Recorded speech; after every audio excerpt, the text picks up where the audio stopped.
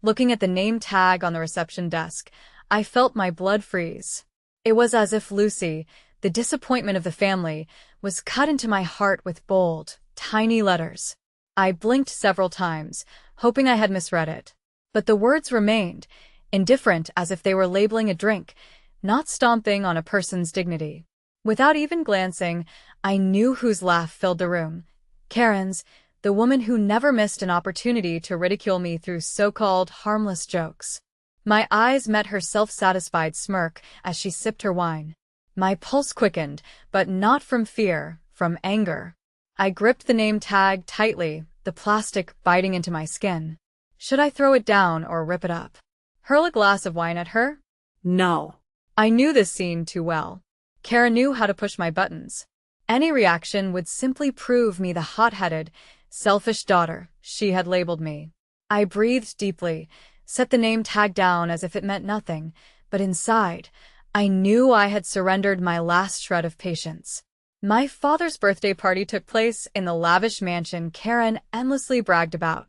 Above us, a grand chandelier sparkled, and the dinner table was laden with extravagant dishes, the kind I wasn't allowed to touch as a child. The guests, wealthy and influential, were his closest friends, or those matching his status. I felt like an intruder as I stepped in. No one acknowledged me. Handshakes, laughter, and toasts carried on without sparing a space for me. My eyes scanned for a face I recognized. Where was my father? And then I saw him, amidst the crowd like royalty among subjects.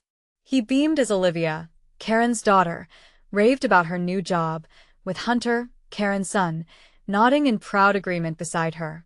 They were the perfect children my father desired, and I was just a footnote. His gaze met mine, for a brief moment long enough to convey his distance and indifference, most painfully, his disappointment. He wished I hadn't come, and didn't bother to conceal it. A bitter laugh escaped me. What had I expected? A hug or a warm, "My dear daughter, I'm glad you're here"? Don't be silly, Lucy. I moved towards the drink table and took a glass of champagne from a passing waiter. My hand trembled slightly, but I wouldn't let anyone see. I wouldn't let them see me as weak. What on earth are you doing here, Lucy? I thought, taking a sip of the cool champagne that did nothing to lessen the tightness in my chest. Then I heard approaching footsteps. Lucy, long time no see. Karen's sickly sweet, poison-laced voice cut through the air. I turned to see her fake smile. Karen, I responded with a small smile. It has been a while. She cocked her head, her eyes scanning me as if calculating her next move. Surprised you're here? I thought. She paused, then shrugged. You were busy with what was it, freelancing? I knew what she implied. I didn't have the flashy job title, or meet the family standard. I smirked, preparing to respond, but she let out a soft chuckle, patting my shoulder lightly. But anyway, it's nice you're here. Lowering her voice so only I could hear, she added, especially since someone got a special gift for you. A gift? I frowned, then followed her gaze to the reception desk. Then it hit, the name tag was the gift. Anger surged through me like a storm, but instead of being overwhelmed, a strange calm settled over me. I wasn't a 14-year-old who endured their cruel jokes anymore. I put my glass down, took a deep breath, prepared to show them I was no longer the Lucy they could mock. The laughter and chatter became just a background noise. Memories flooded in, sweeping me back to when I was a naive child believing my father's love was unchanging. I recalled how he held my hand when crossing the street, taught me to throw a baseball, how I felt safe in his arms during storms. I thought that love was unchangeable. Then Karen entered our lives. My father remarried when I was 10, and everything shifted so quickly I hadn't realized I was being sidelined. I tried to adapt.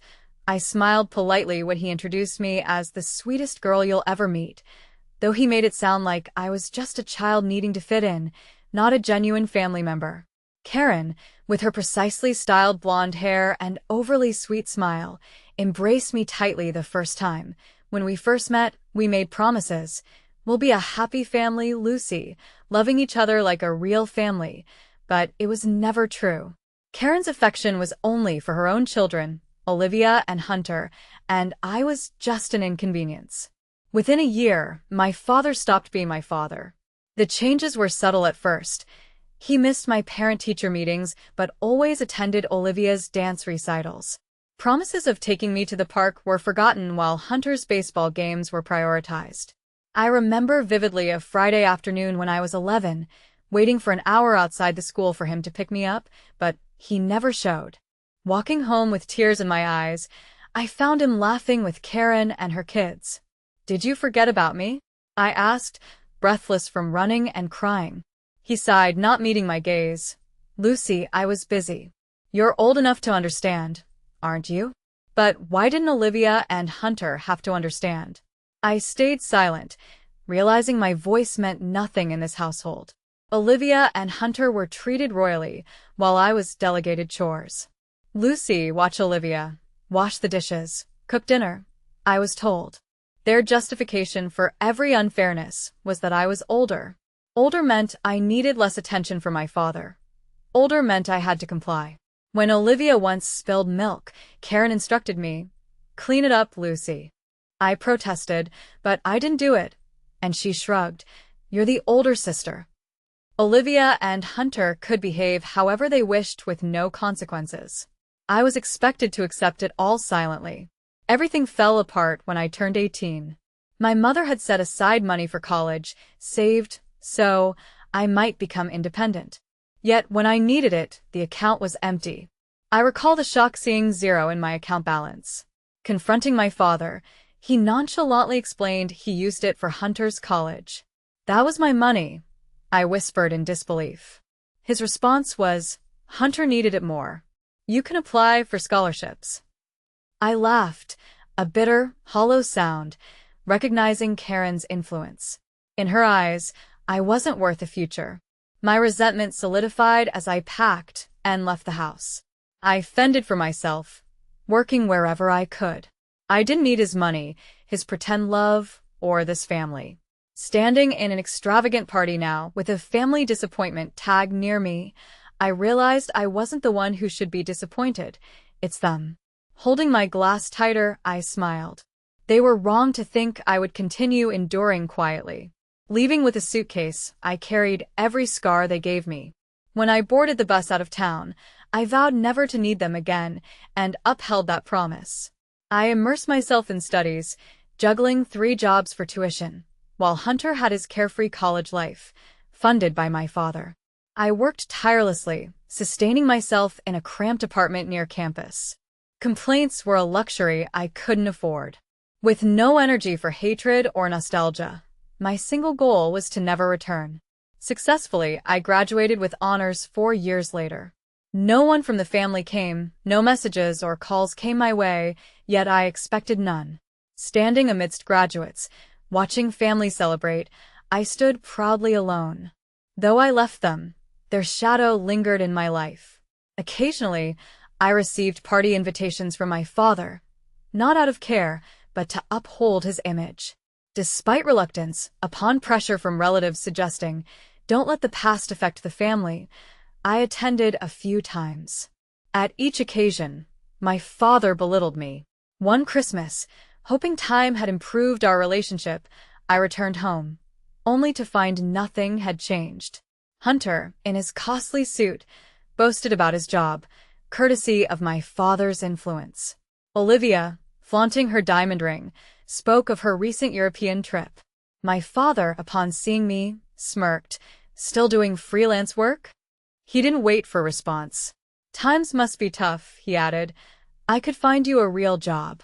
I need no such false charity. As if it were a physical blow to my heart, the words hit me hard, as though everything I had accomplished was insignificant. I longed to tell him that I had launched my own company and was thriving more than ever, that I didn't require his assistance. Yet, I recognized it wouldn't matter to him. To my father, if I wasn't treading the path he had envisioned, I would perpetually remain a disappointment. Placing my glass down, I met his gaze and stated, "There's no need to worry about me. I'm doing perfectly fine." He merely sneered, suggesting I was only fooling myself. "If you're genuinely doing well, how come you're here alone?"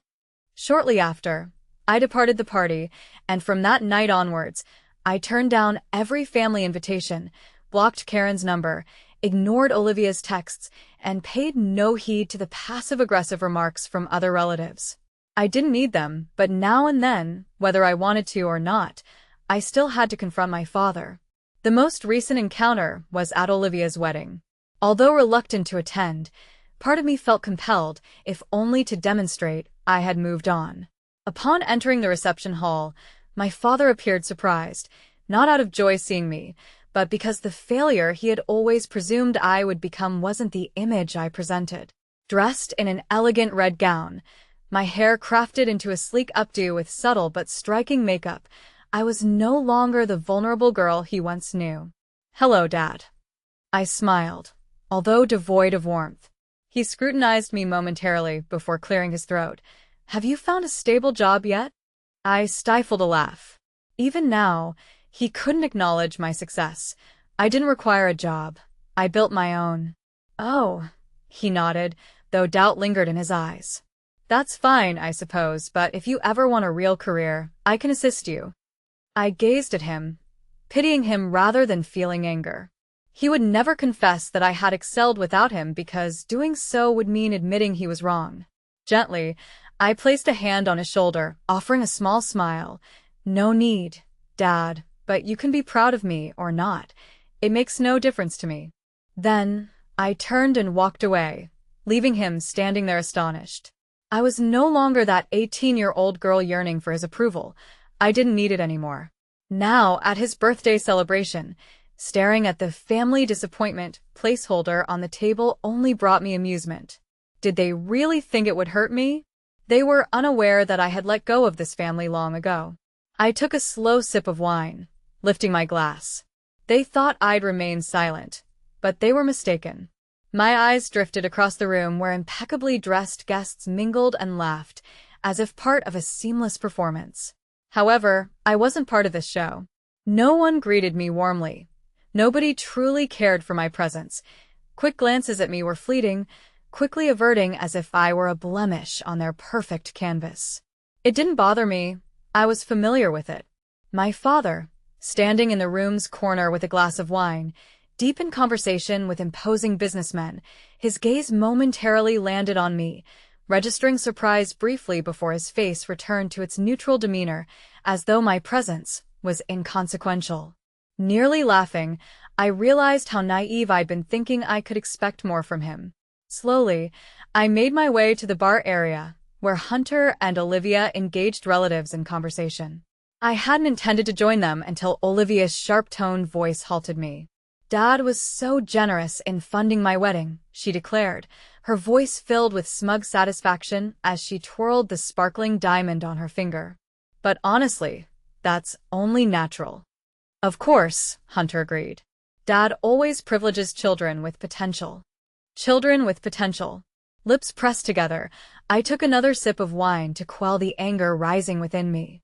But then it hit me. The night's most crucial realization was at hand. At the entrance, a small table was arranged, holding name tags in a tidy layout. While others seemingly paid no mind, I stepped closer, scanning the names: Uncle Mark, Cousin Rachel, Neighbor Tom, and then I found it. For a fleeting moment, my heart stopped. Right there was my name, and beneath it, in small but unmistakably clear letters, were the words that made my blood boil. The disappointment. My fingers gripped the tag, curling around its edges. A pitiful joke, no inquiry needed on who orchestrated it. At that precise moment, familiar laughter erupted from the bar behind me.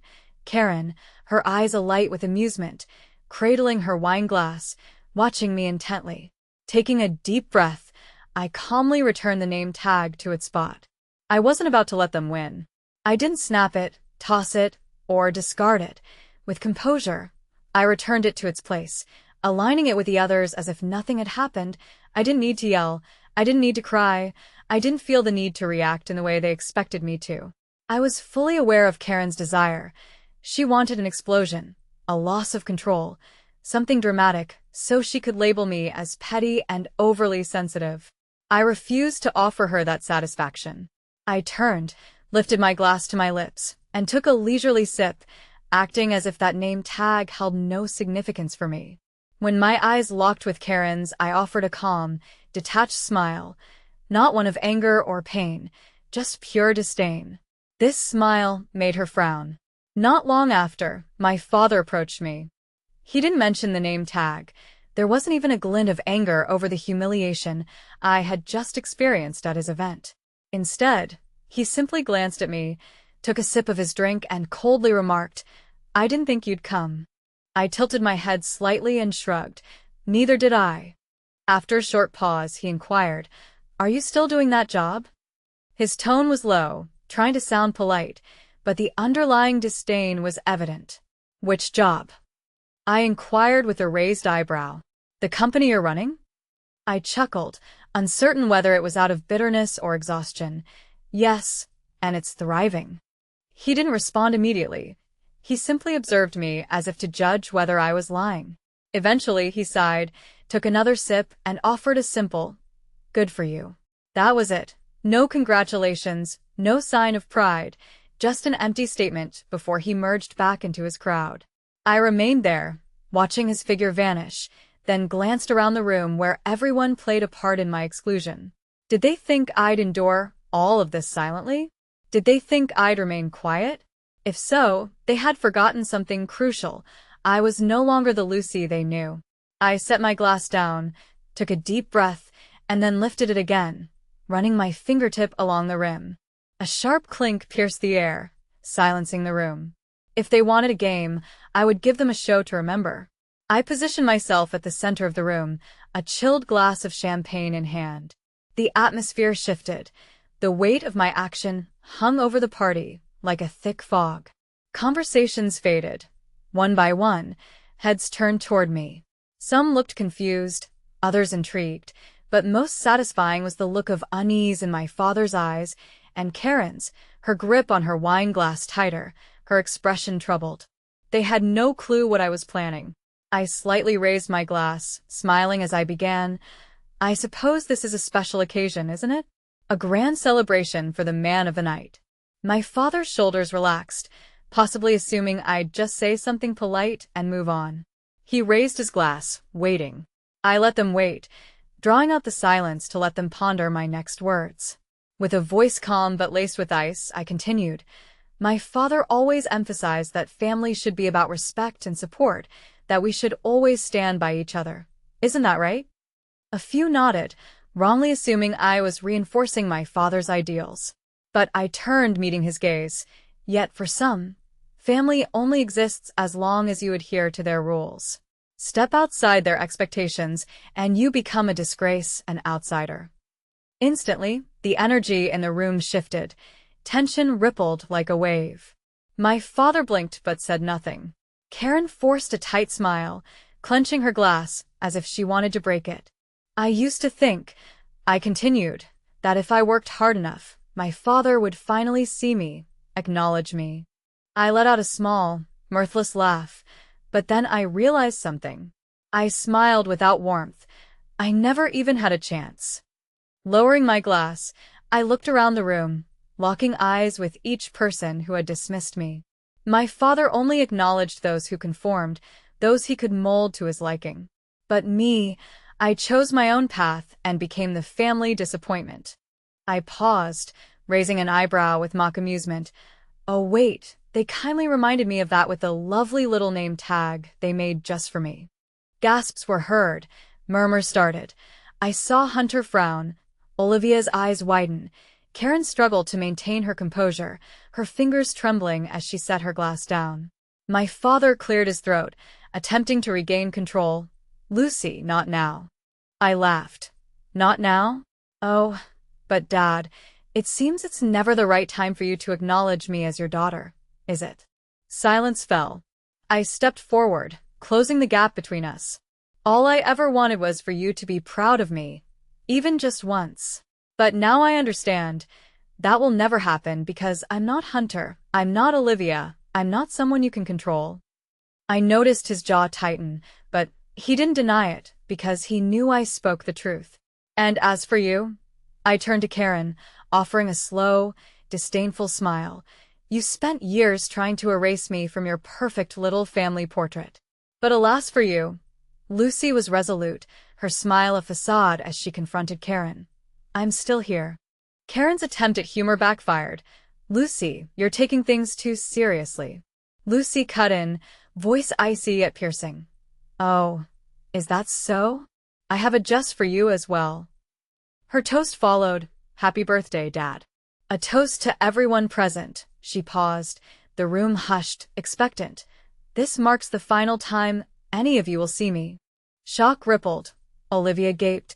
Hunter raised his brow. Karen blinked, bewildered. Lucy's father, statue-like, tried to intervene. Lucy, don't. She dismissed him, glass on table, turning away, unmoved by the voices calling her name. With a certainty more liberating than fleeing, she moved through the doors, sealing them behind her. Alone in her car, breath ragged, reality dawned. She had stood up to them. Truly. Her heart raced, not with fear, but with the thrill of liberation from their oppressive hold. She delayed before driving, staring toward the ostentatious mansion, music still in the air, its celebratory purpose negated. The guests now buzzed with agitation and disbelief, voices she had muted from her concern. From her purse, Lucy's phone unveiled tirades masquerading as concern, Karen accusing, demanding her return, Olivia questioning her intentions, Hunter's insensitivity on display, advising, speak to Dad. With a bemused scoff, Lucy ignored them, the phone now inanimate within her grip. Her father's call shortly emerged, declined with finality. Any conversation with him needed no replay. An immediate text followed, paternal obligation couched in manipulation. She responded with silence, a closure succinct yet resolute. The morning greeted her with sunlight and solitude, devoid of familial pretense or judgment. Scores of messages lay unread, systematically blocked, cancellations of connection from Dad, Kieran, Olivia, Hunter. Relief reigned in guilt's anticipated absence. Days later, as work awaited, an unknown call tempted her. Reticently accepting, familiar paternal tones requested unwaveringly, Lucy. The bluntness remained unchanged. Return.